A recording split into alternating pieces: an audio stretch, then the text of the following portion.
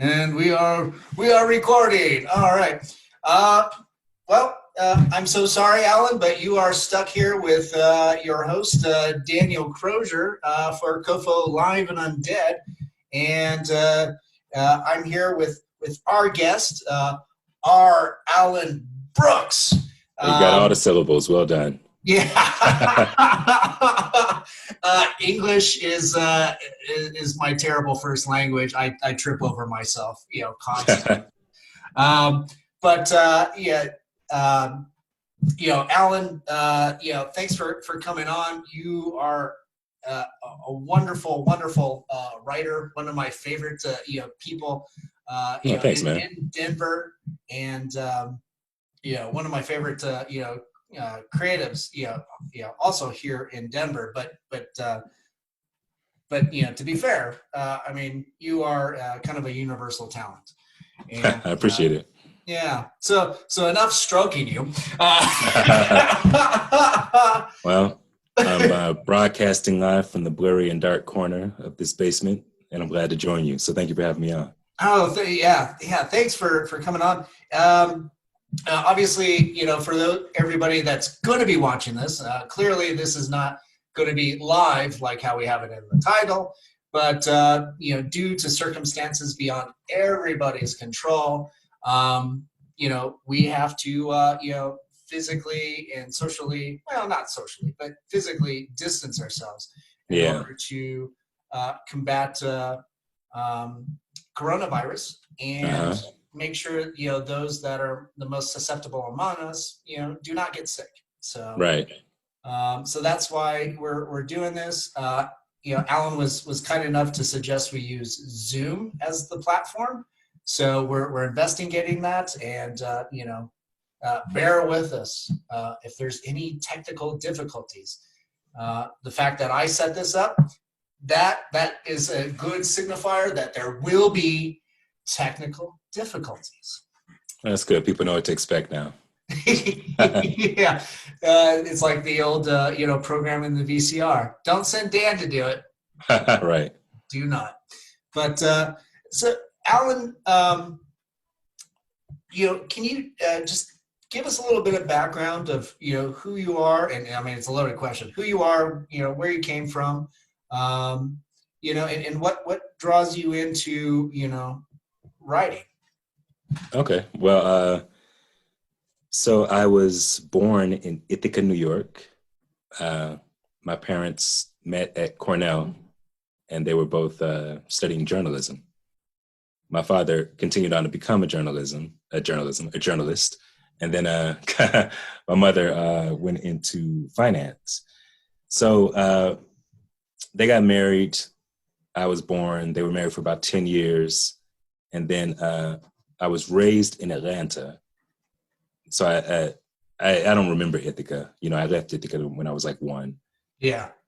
But so in my childhood, from both of my parents, it was important that I be a reader and that I be engaged with education. So my father, when I was 5, he wanted to get me interested in reading. He introduced me to comic books. Oh, nice. Yeah, so he bought me The Flash, and it was during Barry Allen was on trial for murdering the Reverse Flash. Oh, shit. Yeah. So that just began a lifelong love of comics.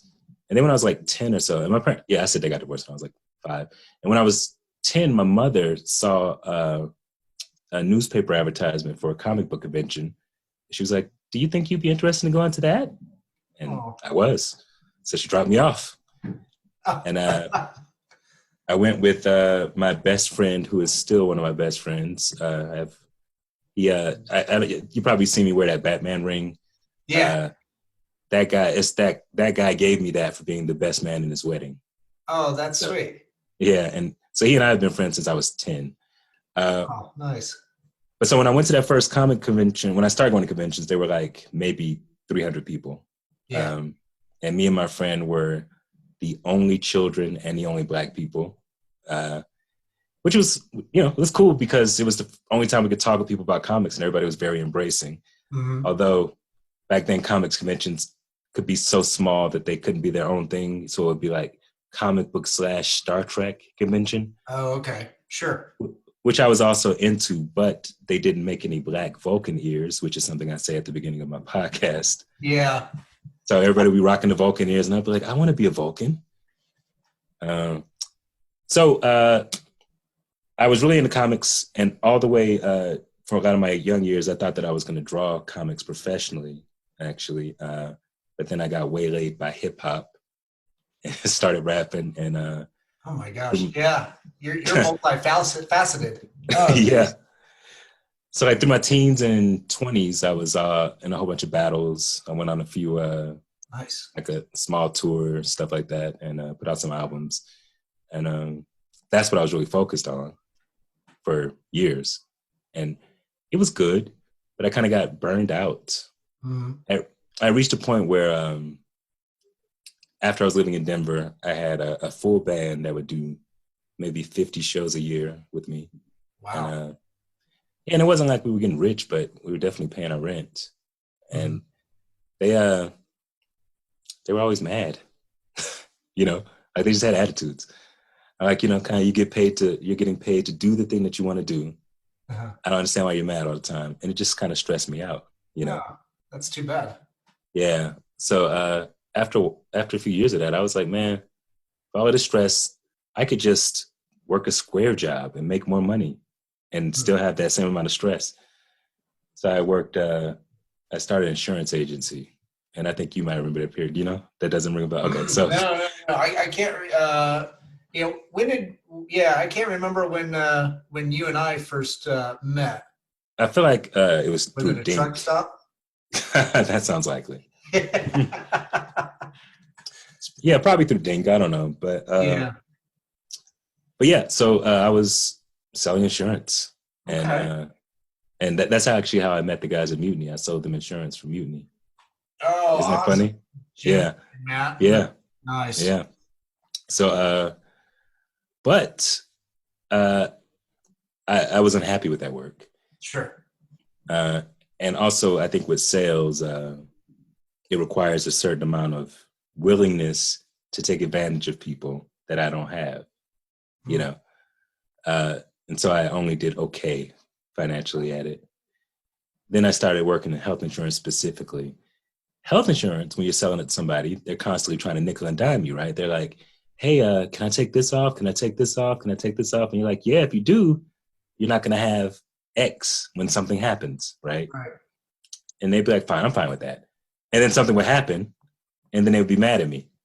And even though fundamentally I knew it was their fault, emotionally it was hard for me to have people angry with me for something that I don't give a damn about, which is insurance. I don't give a damn about insurance. Yeah. Like you're gonna be mad at me about like my social justice stance or political beliefs or even spiritual beliefs, whatever that, that's a real thing. Yeah. Are you mad at me about insurance? That was just hard for me. Yeah. So I guess in my last year of insurance, there was a guy who had a comic. Oh, okay. And I I left out maybe 2010. I joined Denver Drink and Draw. It was right after breakup. And someone was like, hey, they told me there's this group of comic book artists, they get together and they just draw. And I was like, really? And I hadn't drawn since I was like 14. Oh, yeah? Yeah. So I started hanging out at Drink and Draw, and that's how I got to know Charlie and Lonnie, cool. Ted and Torcio. So all these people, and I guess I'm saying names that not everybody knows. So Charlie LaGreca, who started Dink and another big convention. And then Ted and Torcio, who has Tinto Press now. He's a publisher. Just all of these guys. Kevin Caron, who's working with me on English Garden. All of these folks. Yeah. And I would just go and doodle. I had no agenda. It was just nice to do something creative that didn't not involve me having to hustle, And so I went to Drink and Draw for years. But then fast forwarding to the last year of my insurance, I did that for maybe 4 years. I did it for 4 years. Okay. Yeah. So fast forward to the end of that, there was a guy who was working on a comic that he needed somebody to write. And he had somebody else drawing.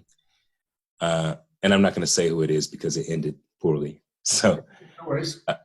So he he was like, hey, would you be interested in writing this? And I was like, sure, tell me what the idea is. So he told me the idea, and I was like, cool. And they had done like a first issue. So I was like, can you send me the first issue? They had scripted the first issue. So I was like, can you send me the script? And can you send me a description of the character's powers?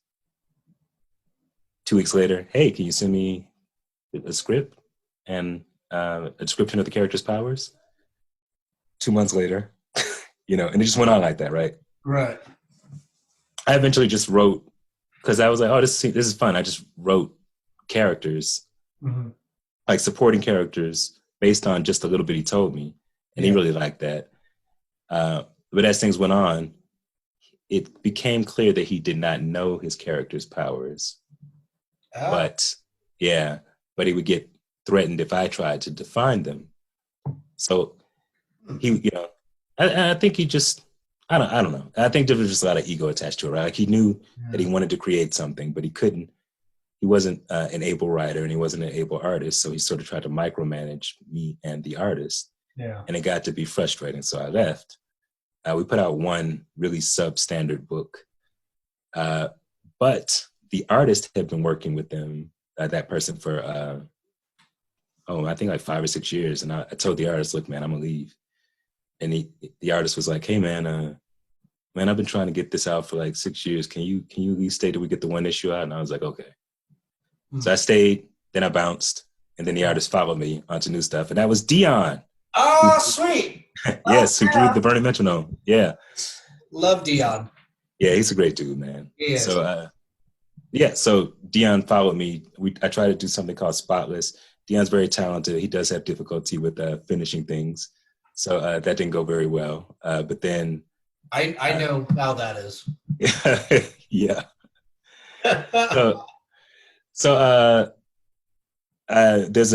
We met at Scorpio Steele, who's another great comics artist, at his birthday party.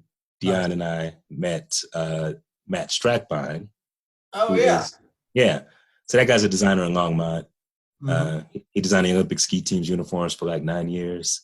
Fuck, that's awesome. Right. And he and I got to talking, and he is like me. Like if he says he's gonna do it. Right. Like me and him put up the Burning Metronome website in a night. That dude's dope. He's the best creative collaboration I've ever had because he is talented and motivated. What were you gonna say? Oh, I was just you touched up on Burning Metronome. Yeah.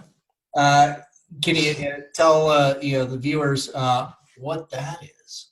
Oh yeah. So, when we met Matt, me, Dion, and Matt talked about working on something, and that something became the Burning Metronome. So that is a graphic novel that I put out in 2017, like August 2017. It's kind of Twilight Zone meets Usual Suspects. Yeah. And here's the one sentence pitch for it. 6 courageous explorers find themselves trapped in a world where they encounter the strangest creatures they've ever seen. Human beings. What? That's pretty fucking weird. That's pretty much from that. Right. I know you. Yeah, so we did that. I wrote it. Dion drew it, and Matt did all the coloring and lettering. And we did a Kickstarter for it. People were tremendously supportive, and that book has changed my life. Like, I quit insurance right before I wrote it, and then I had a little money saved up to see if I could try to make something as a writer. Yeah. And so I put that book out, and then I started speaking at high schools for free. I wrote most of it in Mutiny, in fact, and Mutiny was the first place to carry it. Nice. So shout out to Mutiny. Yes, Mutiny Cafe. Right. Yeah. So that book has led to me getting a literary agent. It's led to me becoming a professor of writing for the master's program at Regis. Like, it just led to all of these really crazy things that I never would have imagined. If you would have told me a comic book would have made me a professor back when I was going to those conventions when I was a kid, I never would have believed it. That's wonderful. That's absolutely sweet and endearing. I love it. Thanks. I feel like I just talked for a long time, so I'm giving space for you now. Oh no, that's fine. If the guest just takes the rein, runs with it, I'll let him ride. Okay. Yeah. So with Burning Metronome, the reference to Twilight Zone. I mean, Yeah. there's you know, there's that outer limits feel to it, which is, I mean, that's not a, too far of a, toss between, the two, those two platforms. But, I mean, there's those elements of, sci-fi, the social commentary that ties into it, and the horror aspects you know, that tie into that as well. Um, you know, in the fact that that you've gotten the response that you've had, what was that the project that got you gigs with, because you've done some stuff with Zenoscope, some other and other publishers, Yeah. right? Yeah. Kinda, I guess. So, I mean, what the Burning Metronome did for me was take me from being a dude with an idea Uh-huh. to being a dude with a book, so I could actually show people what it is that I was capable of. Yeah. So, I think that went a long way. As far as Zenoscope, there is Norrin Rad from Nerd Team 30. Oh yeah. He and I went, yeah. So he and I went to Phoenix Comic-Con together in 2018, and he introduced me to the editor there. And I gave that dude a copy of the Burning Metronome. We had a good conversation. He's a cool guy, Dave Nice. Franchini. Then I saw him again at New York Comic-Con and San Diego, and I don't think he was at Denver. But I saw him at all these conventions like, hey, man, remember me? Like that kind of thing. And then at San Diego in 2018, he was like, hey, yeah, I'm definitely going to hire you for some stuff. And then I emailed him once a month for the next year and never heard anything. And then I saw him at San Diego in 2019. No, I'm getting this confused. Because, I saw him in San Diego 2019. Yes. Sounds like and he was like, that was it. Consistent. Yeah. And he was like, he saw me. He was like, yo, I got 2 stories for you right now. Oh, shit. That's because awesome. one of the things, one of the things is that those guys are getting like hundreds of submissions a day sometimes, like just a whole bunch of stuff, right? Mm-hmm. So even if they intend to do something, they're just overwhelmed. They're doing a lot. Yeah. So he gave me 2, and so I wrote a short story for the Grimm Fairy Tales holiday specials, one for Halloween and one for like November, so maybe Thanksgiving special. And it's part of their horror anthology. Alive, right? Right. So so that was cool. That was very cool. That was definitely my first nationally distributed horror story. Cool. Yeah, but really just doing a thing, creating a thing is what led to me even being able to talk to him, right? Because if I didn't have anything and I went over, it'd just be like, oh, I'm just another dude who says, you got to believe me, I can write a story, sir. Yeah, well, and I think it's also, it's one thing to walk up with like a black and white printed out script, or even prior to that, like a pitch, but it's something else completely to come prepared with an artifact that you have completely finished and you have produced with your collaborators and your co-conspirators. But I think that speaks so much more volumes than just coming up with here's a script, or here's a pitch idea, or here's an outline. I think that is probably something that publishers and other creative platforms want to see. I think it's I mean, there's no reason to not do it, right? Like, if you're an editor of a magazine, for example, okay, so we've all read comics where suddenly the artist we love disappears. And then we're like, why did they have this mediocre artist? And you know why? It's because the mediocre artists will hit their deadlines, right? So if you're an editor and it's your job to make sure the magazine gets out, and you have a brilliant artist who might hit the deadlines, you have an okay artist who will definitely hit their deadlines, you're going to hire the okay artist, So if you come in showing that you can create something and keep up with it, already Right. you're set apart from the pack. Yeah. No, that's a very good point. I think that's something that creatives need to kind of definitely meditate on, and Yeah. and then apply that hard work. Now, recently, in fact, this week, you just completed a successful Kickstarter campaign on a brand new project. Can you talk a little bit about that? Yeah, so that one is called Anguish Garden. It's a sort of futuristic Western set in the aftermath of an alien war. Ultimately, it's an allegory for leaving white supremacy. Mm-hmm. And I have a really exciting team working on that one. So I'm writing it. And then Karen is doing layouts. Awesome. Love Karen. Yeah, that dude's one. Yes, he likes being called Karen. Yeah, I'm gonna call him Karen. Yeah. He's one of the best layout men in the business, in my opinion. Like he just does he stages things really beautifully. Cool. And then it was important to me that since it's the main character is a girl, she's like 17, that I have women involved in the production of it. And while I was writing it, I was imagining Dalen Ogden's art. Oh, cool. And she and I had worked together on some pop culture classroom comics. We did one about Red Rocks. And then she drew a chapter of the second Burning Metronome, which is not out yet. And so I talked to her. I pitched it to Kevin. He was down. I pitched it to Dale, and she was down. Nice. And then for colors, I was imagining Sarah Menzel. She and I tabled beside each other at AnomalyCon maybe 3 years ago. And I really loved her art, but especially what she did with colors. And so she's married now, so she's Sarah Menzel Trappel. And we met, and she read the script, and she loved it. So that's the team, and they are really doing so we did 7 sample pages to see how everybody would work together, and those are free online. And I love them. I love the work that everybody's doing. I'm so excited about it.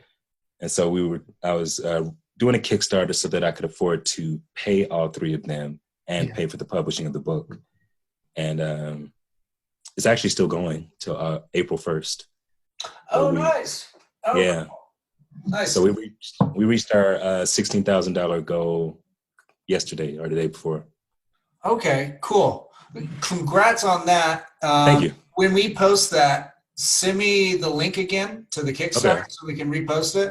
That way you guys get a tip, right? That's how it works. That is how it works. And then, are you guys doing any stretch goals to reach any extra milestones? I had planned to, man, but I guess I'm trying to be sensitive to people's during this whole coronavirus stuff, people's reduction in income, and it just feels a little shilly for me to be like, hey, I'll throw in an extra print, if you guys but if you want to support it and you have the means, it would be wonderful. Right. Well, and I think, granted, you still got to go through all the print process. I don't know. Are you done with the production end? My script is done, but the drawing is just beginning. Yeah. Oh, okay. All right. So it won't be out until maybe August or so. Okay. Well, I was gonna say it's just hey, contribute to this because that way you have reading material while you're dealing with this. Hopefully, we won't be in this, muck, past, the next several weeks. But every day we keep hearing new timelines and it's true. New information and stuff. Right now we've got the best model we have, I think, is China. And Italy too. What's that? Oh, in Italy. Well, and that's the model we're kind of following, not by choice. Right. And we've got, some friends up there. You mentioned, Charlie and his wife Amy are have been quarantined for at least a month in Italy. Yeah. From the posts, I see they're making the most of it. Yeah. he at least brought his ukulele, so that's good. Yeah, I'm glad Charlie was prepared. Yeah, he always seems to be like one of those guys that no matter how dire the situation, he's always going to have a smile and want to joke and kind of cheer you up. That's definitely true of Charlie. Yeah. Yeah. Well, Yeah. Oh, go ahead. I was just gonna say, so in the midst of all of that happening, I'm really happy with the fact that people still felt that what I was doing artistically was important enough to give support to it. You know, because I really didn't know. You know, I was like, we were down to that last 1,000, and I was like, man, I don't know if people are gonna be able to do it. Right. Wow. Yeah. I think I saw a post just before you said, "Hey, we're successful." Like you were down to the last 100 or so bucks. Yeah. And it's just like, oh man, it's like, yeah, it's. I thought at that point, like, crap, is this thing already done? I'm glad it's not. Yeah. That you. Yeah, I purposely picked a 60-day campaign because it was more money than I had ever raised before. So I was, wanted to give time for it to happen. Right. Now that those things can be, nail biting. Right.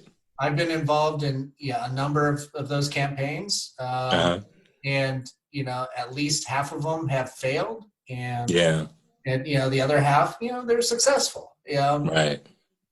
Usually we're trying to get like modest, funds. A lot of time, you learn some great and sometimes some hard lessons. Yeah, it's true. But yeah, people sometimes, and I'm not saying this of you, I'm just saying I've noticed with some people that they kind of think that crowdfunding is magical, Yeah. And I'm like, no, you got to earn that money. Like it's contacting, it's reminding people, it's writing people directly, Yep. It's knocking on doors, and sometimes you've got Guido with the one eye and the big stick with the special at the end of it. Yeah. To remind them, it's like, hey, remember that favor you owe me? Right. I'm coming. I will say that is the benefit of having worked in insurance. Yeah. I only lived off of what I was able to sell, so bringing skills into being an artist has been really helpful for me. Oh, that's good that you have that background, and yeah, you can kind of do that salesman pitch and just when that door's closing, you kick your foot into it. All right. Do you need some insurance? I think you need insurance. I think you're going to need insurance here in a minute. Yeah. That's great. Now, going back to like, your childhood and your influences, getting into comics, Flash was a big thing. It sounded like you were into Star Trek and of course Twilight Zone. What else like really, kind of propelled you, to do some of that creative writing? Like what were you a big fan of, that you would just geek out on? Yeah. Well, it's interesting, like, because I have been content to be a fan with that stuff for most of my life because, I didn't really start writing until 4 years ago or whatever. But definitely Twilight Zone. Yeah. Yeah, I mean, all the big things, Star Trek, Star Wars. When I was maybe 6 or 7, I was getting all of those DC Who's Who's books. Oh. Yeah, so I learned. Yeah, those are awesome. I just learned all of these obscure characters from DC, so that those characters have a really kind of special place in my heart. Okay. And then when I was maybe 10, my mom was like, I can buy you subscriptions to 2 comics. So pick 2 comics and you can get subscriptions. And it was back when Marvel used to handle its own subscription and they would send it to you. Yeah. So I picked 2 team books, and I think my 10-year-old thinking was I get more superheroes for that amount. Right. So I picked Avengers and Defenders. Oh, wow. Defenders. That's an interesting one. Yeah, and I didn't even know who they were. I was just like, it's a team. I'm going to get a whole bunch, right? Okay, yeah. And it was Defenders during a time when there was a Moondragon, Iceman, and Beast were part of the Defenders. Okay, I remember. Yeah, and Iceman was in love with the character named Cloud, who was a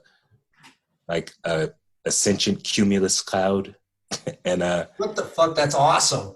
That yeah, is and so abstract. but the cool thing was that Cloud could take human form, Okay. but would shift from male to female because it was all the same.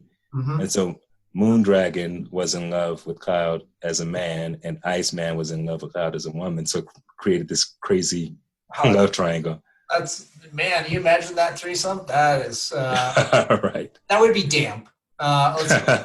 You know, a cloud is water vapor, you know, attached to dust particles. Yeah, scientifically accurate. That's hilarious. I was gonna say, it's like, you know, was this the time when Ghost Rider was a part of Defenders? But maybe that was later. You know? No, yeah, this was been like mid '80s. Mid '80s. So yeah. So you know, I mean, I think just kind of what back then, you know, geek stuff was not mainstream like it is now. I love that it's mainstream. I'm enjoying seeing it, but it was more of a search to find it, right? So right. Yeah, so like, you know, I would have to like wait till the Twilight Zone marathon and try to find it, or you know, and I watched some really terrible things just because I wanted to see some geek stuff. I watched My Secret Identity. You remember that show? Okay. Jerry O'Connell. Yeah, when he was like a teenager, just past Stand By Me years. Yep, and he would he used to fly using aerosol cans, like he could like Is that how he flew on that show? He could reduce his mass, so he would start floating, and then he would use aerosol cans to go forward. Oh, that's pretty interesting. Okay, that's pretty. It's a cool idea, but it was a terrible show. Cool idea, terrible show. Sliders was a better show for him. I also vaguely remember Sliders. I was never a show that I got into. I tried watching it recently, and you know, just I think that might be one that didn't hold up. It's not much must watch. It's not that. Yeah, because I think that came out several years after like the first few seasons of X-Files or something. Oh yeah, yeah. Which that was a show I was really, really into. Oh, do you remember the Incredible Hulk TV movies? Yep, I grew up. Yeah, that was a terrible, and there was a terrible version of Thor, terrible version of Daredevil, terrible version of Kingpin. Chameleon, yeah. Terrible version of Fisk. Actually, that was like one of the better, you know, parts of that Daredevil, you know, Incredible Hulk movie. Just some dude in shades. I'm Kingpin. Right. Well, you know, and then when like season 1 of Daredevil on Netflix came out, and he had that nearly dark costume. Oh yeah, I look very much like that. Yeah, I was like, I know it's supposed to be, you know, kind of refer to the, you know, those Frank Miller comics, but it's just like, but you still got this blemish of a movie, you know, that I grew up with, that I can't help but, you know, kind of keep referencing. So that kind of fucked with me a little bit. Right. I like Doctor Who back then. It's just all that stuff, you know. Yeah. I even watched Misfits of Science. Do you remember that? That was Courtney Cox. I remember the title, but I don't remember the show. It was not great. I watched the Superboy TV show, and that was not great. That. Yeah. They fired Superboy in the first season. They fired everybody and only kept Lana Lang. So there's just a new Superboy second season. Recast everything. Yeah. Second season. Yeah. Yeah, it's going back to like those days. Like, yeah, you're right. It's not like today where everything's at the drop of a hat. Everything's here. It's available. You don't have to do much looking. Right. Which is great. It's a nice convenience now. But back then, like, part of the thrill was that hunt, was looking for that thing that you would next be really into, whether it was a comic book, a TV show, a movie. I think, you know, during my adolescence, like records and CDs, and when I was in art school, finding these obscure bands, you know, and punk bands and stuff. And it's just like, wow, you know, what is this? I don't know, but the album art's fucking cool. You know, now I still do that. online, I'm searching for, obscure band that's local to like one city that I'm just not familiar with, and then kind of falling in love with that. Yeah. I don't know if that's something that you still find yourself doing, looking for that next thing. Yeah, sort of. I mean, I certainly, you're right. It's a lot more available now. Yeah. So it doesn't require as much digging, but I find myself being so thrilled at the amount of good things and the accessibility of them, know, because I spent so many years of my young life in a comic book store talking with people like, if only they took the characters seriously, this would be a great movie, right? Yeah. And now they do, and they're great movies, you know? Yeah. And so I'm just really enjoying it. I'm enjoying seeing how all of these things are coming into fruition. I'm sure that it'll go out again. Like sci-fi was really big in the 60s in terms of TV shows and movies, and then it went out. So, maybe it'll go out again. It's fine. But certainly all the things that I enjoyed as a kid the world has learned to enjoy them. Yeah. It's funny. I tend to think it's because of the OC. Do you remember that show? I remember that. I never watched it. I never watched it. I've maybe seen a total of like 10 minutes throughout the whole. Okay. Well, there was a character on there who was a comic book fan. Yeah. And so, but he was cool. And it was the first time, like in mainstream media, that there was a cool character who was a comic book fan. Was it Adam Brody? Was that the actor? Yeah. Yeah, it was that guy. Yeah. So I think that sort of opened up that, because people would come to me and be like, you should watch the OC. There's a comic book fan on there, and I'd be like, I'm still not going to watch the OC. But, but yeah, that's my theory, is that was the beginning of it sort of cracking open into mainstream. That's pretty cool. I wouldn't have thought of that. Nor would I have made that connection. You had like shows later that came out, like Big Bang Theory. But I think after a while you started realizing that it's not so much in support of, but more still making fun of that culture. Yeah. I think, after like several seasons, and I watched a lot of those. Oh, okay. It's just like, this really, it's the same. It felt empty.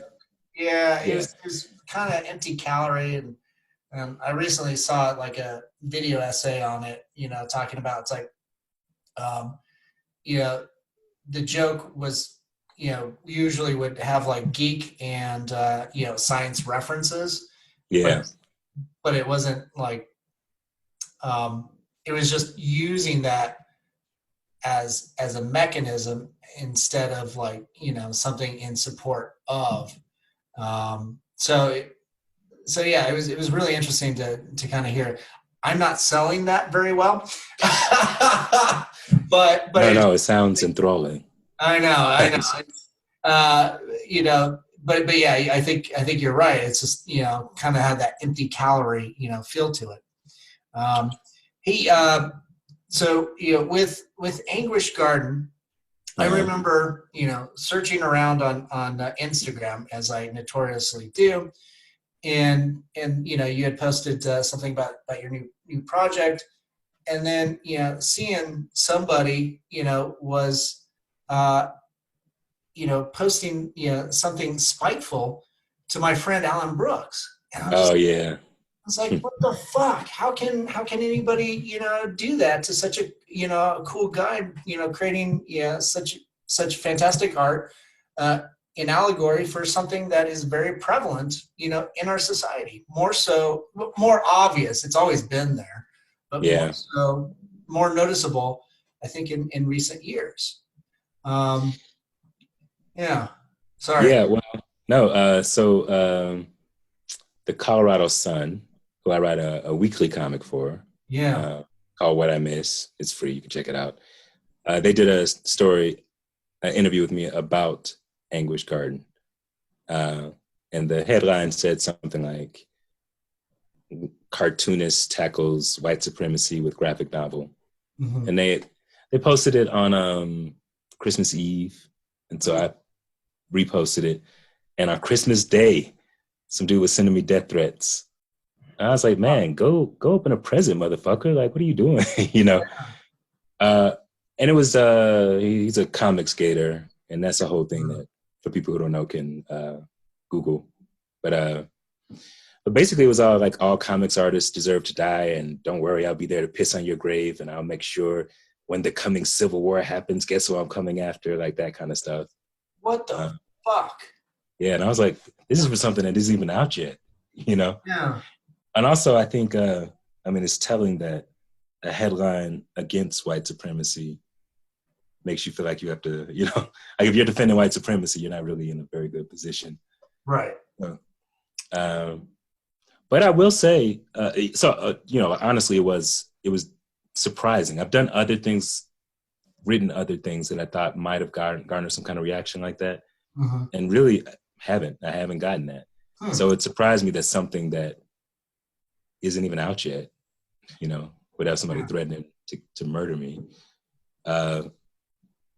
So it was concerning because they were also posting stuff about Colorado.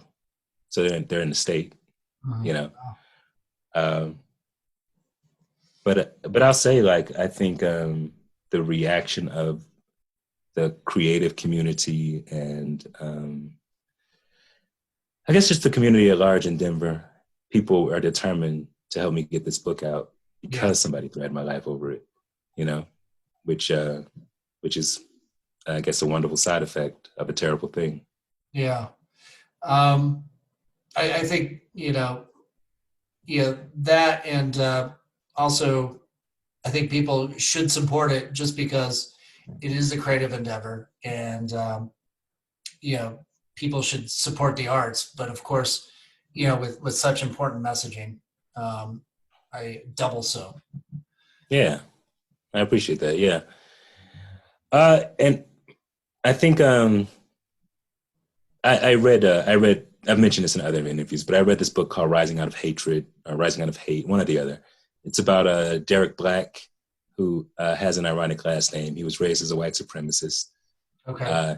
His father, Don Black, founded the biggest white supremacy website in the world, Stormfront. Oh, and okay. His godfather is David Duke. His mother used to date David Duke. So this kid was being raised as sort of like the next big thing in white supremacy. Right? Like, they really thought he was going to just be the face of the movement in a really new way.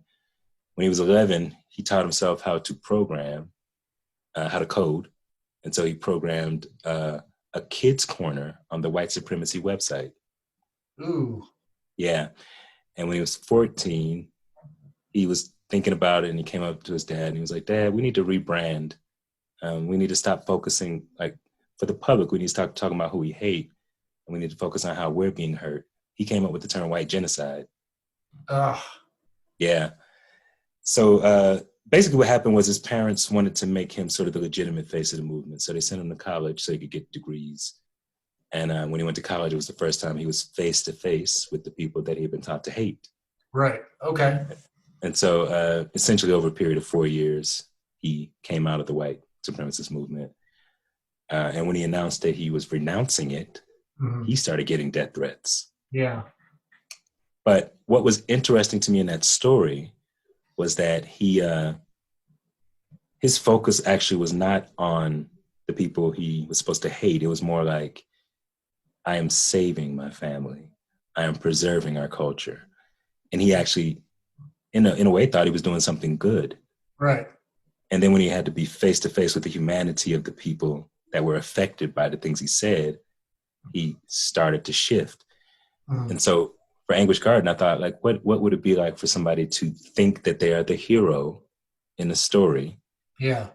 And then slowly realize that they are doing the most evil shit ever. Right. Right. And I think it's a common thing with, I think, most villains in in fiction too, where they think they're doing, you know, this noble thing to preserve or to help or to do whatever. Everybody else looks at them as the villain. You know, good example, Darth Vader. Yeah. You know, yeah. Anakin thought he was doing something noble. He needed order in the cosmos and in the galaxy, Right. and he was willing to do whatever it took to get there. Mm-hmm. And really, Palpatine was just kind of manipulating him the whole way. Yeah. And I think that's a real thing, like that we have to face in our own lives, right? Like people can take our good intentions and steer us towards undestructive paths. Right. I was thinking about how midterm elections last year, there were a lot of Republicans, politicians specifically, who were talking about the evil caravans that were coming from South America. Oh, yeah. And how they were going to destroy us and how they were robbers and murderers and rapists. And these caravans are coming, right? And so sincere people on the right, like sincere conservative people, were concerned for their families. Right. But this lie of the caravans caused them to vote out of fear. Mm-hmm. And then as soon as the midterms were over, no mention of the caravans. Where'd they go? You know? And so even people who intend to do something good, if you can appeal to their love of family, their need to protect their children, their parents, etc., and people can use that to lead you into evil. Right. They in turn end up in that instance voting against their interest, leaving themselves wide open. I mean, look at the situation that we're in right now. Right. And then, turning them into unintentional racists or bigots, xenophobes, and, kind of fascistic. I've had those experiences online where, and it's fruitless, that you get those trolling debates. Right. And it's like, oh, these guys are coming, for your kids. It was like, dude, they're not. They're, you can explain to them no matter what, but they have adhered themselves and learned, and the lie so well, it's ingrained. Yeah. And at that point, you either need to start looking at some level of deprogramming, I guess, or it's very sad, unfortunate, I suppose. Yeah, I mean, I don't think there's any easy solution to it, but I can say, even like in the case of Derek Black, when he had to face the humanity of these people, that is what brought him, because he wasn't racism was not the draw to him for being a white supremacist. Protecting his family was. Yeah. And then when he met other human beings, he thought, oh, their families need to be protected too, and it brought him out of it, right? Yeah. Like the people who are who racism is the goal, they're going to be in the extreme. They're going to be your David Dukes. They're going to be your Don Blacks. They're the people who are way on the other extreme. But the way that they can pull people in who are not as extreme as them is by creating a common enemy and denying another group's humanity. Because then all you see is the enemy, right? Right. So I think art has a very powerful way of being able to show the humanity of a group that you're not a part of. Like I'm not going to live as a trans man, right? But if I read a story that is written by someone who has had that experience, then suddenly I can understand their experience better. Yeah. And so that's what I try to do with art is show the humanity of different groups. Kind of hold up that mirror, people. It's like, what can you showing, a little bit of themselves in what you're trying to convey.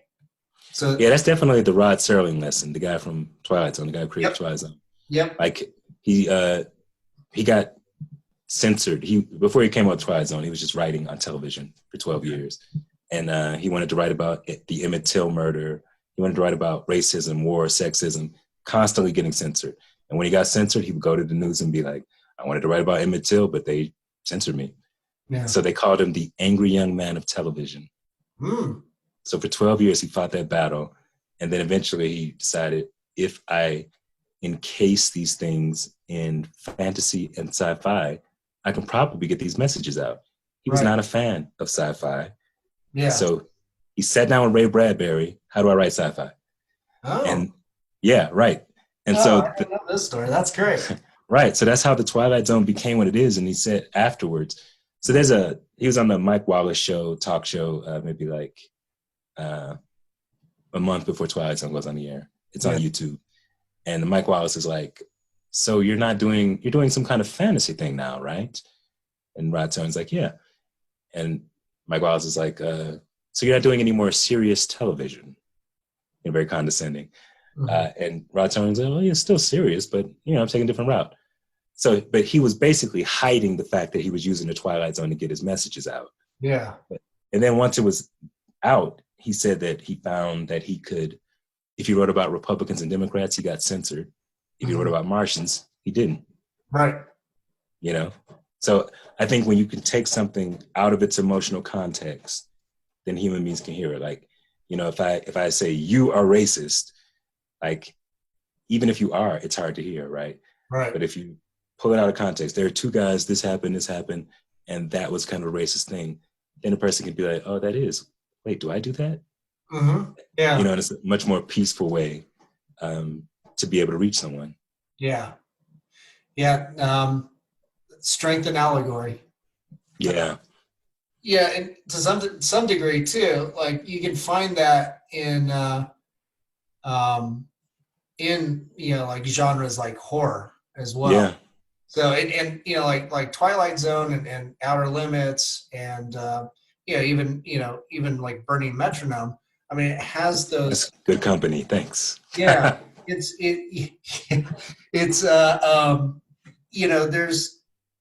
there's those elements of horror because you see things escalate, and in the I think the most horrific things is what can happen in the real world.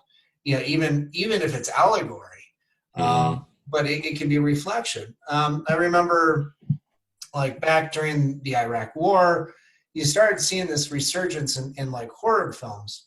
And not necessarily my most favorite genre of horror movies, but there was torture porn that was starting to come out in the U.S. Right. It was really made famous from like South Korea and Japan, which they did really well. But the the bubble wrap that they put it in here for the U.S. was a bit of a reflection on some of the social commentary that's going on in war, whether it's Saw or Hostel. Hostel, I mean, you had human trafficking and all this stuff, stuff that we turn a blind eye to, but has been, for the last, 15 years or so, been really brought to national attention. Right. You had no idea that this level of like black market slavery still exists. Right. And and the sex trafficking and all this. I mean, that's what I got from films like that. They're disgusting as hell and gross as fuck. And I prefer like horror comedies, but there is that level of messaging in some of these films and projects, and now you see more sophisticated, especially when it goes to long form TV series. They've got that platform to really be able to develop the characters and convey those messages. Right. So it's really I think it's that much more engrossing, and that much more reflections. Like, see this guy might be some kind of like chimera or monster, but this really does exist. And if this would, I think you're right. If we can package it this way, then people are a little bit easier to absorb that messaging, and hopefully can apply it to their life maybe. Yeah. There was a girl I used to date who read The Burning Metronome, and she was like, comic books ain't supposed to be making me think about my life, And I was like, oh, mission accomplished, Yeah. But yeah. Escapism doesn't have to be purely escapism. It can have substance. Yeah, I think good art does not have to have a message particularly, but I think if you engage people with the things that matter in their lives and it's entertaining, then I think that's the stuff that people like go back to the most. You know, that's the stuff people love the most. Yeah. It gives them a new way, a new perspective on their own lives. Yeah. Yeah, most definitely. Oh, hey, Alan, I think we have to start wrapping up, but where can people, find you and find your work, the Burning Metronome? Yeah. And you're soon to be. We'll post the Kickstarter. Yes. We'll put up this really so live video. So live. It'll be in the past. Live. Yeah, we're live. Yes. Does this always mean we're live? 3D. We're coming at you. Fuck you, Cameron. Okay, so I host a podcast called Motherfucker in the Cape, which is on iTunes and Spotify. I write a weekly comic for the Colorado Sun. It's called What I Miss. That is on coloradosun.com. There are no paywalls or ads, so you can read that for free. The Burning Metronome, you can read a little. There's a free story there at theburningmetronome.com. If you're out of town, it's digitally. You can get it on Comixology, or you can get it from the Tattered Cover bookstore. Or if you're in town, you can get it from like Mutiny or just other bookstores around town. Anguish Garden, I'm looking at. Obviously, that's on Kickstarter. But if you go to the Kickstarter, you can read a free 7-page preview of it. So you get a sense of what the book is about and what the art's going to look like. Because I'm really, really excited about this art. And so that's on Kickstarter. I teach at Regis, but who knows when I'll be back there. I'm starting to teach comics at Lighthouse Writers Workshop. Oh, cool. So I think some of that will be on Zoom like this is for right now. My agent is pitching another book. Once things calm down, he'll start pitching it. But that's exciting. And I wrote a movie that's right. That we just got a verbal commitment for somebody to finance. So congrats. Thanks. Yeah. So that'll once things settle down, it'll film in Atlanta. Nice. So I think that's all the stuff. Yeah, that's all the stuff. Yeah. Geez, you sound like a really boring person. I have problems with being motivated. Alan, thanks so much for coming on. Thank you for having me. Yeah, thanks so much for talking about your projects and everything. And can't wait to have you on again when you talk about your movie. And right. And when Anguish Gardens comes out. Thanks again. So for everybody out there in the world that's social and hopefully just physically distancing themselves, self-quarantining, whatever you might be doing. Hopefully, you'll find this pretty fun, entertaining. Go find Alan's stuff. Go partake in his stories, and because you got a little time now. Right. And make sure you look out for each other. Be considerate. There are people that are susceptible to this virus, whether it's their age or their immunity isn't to snuff. So please just stay away. Send well wishes. Connect with each other on social media as much as you can. Stream cool fucking horror movies and a shit ton of the Twilight Zone. Right. How many seasons is there? 5. 5 Yep. seasons. So get going. All right. Those lessons that Rod was wanting to put out and share and enrich all of us. So with that, COFOH Live Undead, it's in support of the Colorado Festival of Horror. Our event is not October, September 11th through the 13th. You know, it's far enough out that we're not canceling.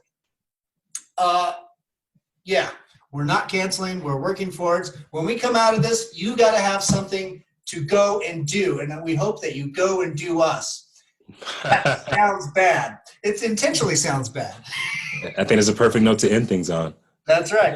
So feel free to visit us at cofohorror.com.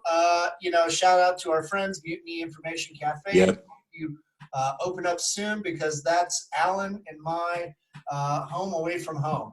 And Definitely. The coffee I brew is nothing compared to what they brew. So please, let's get through this. All right. Thanks again, Alan. You have a good night. And You too. I'm ending this recording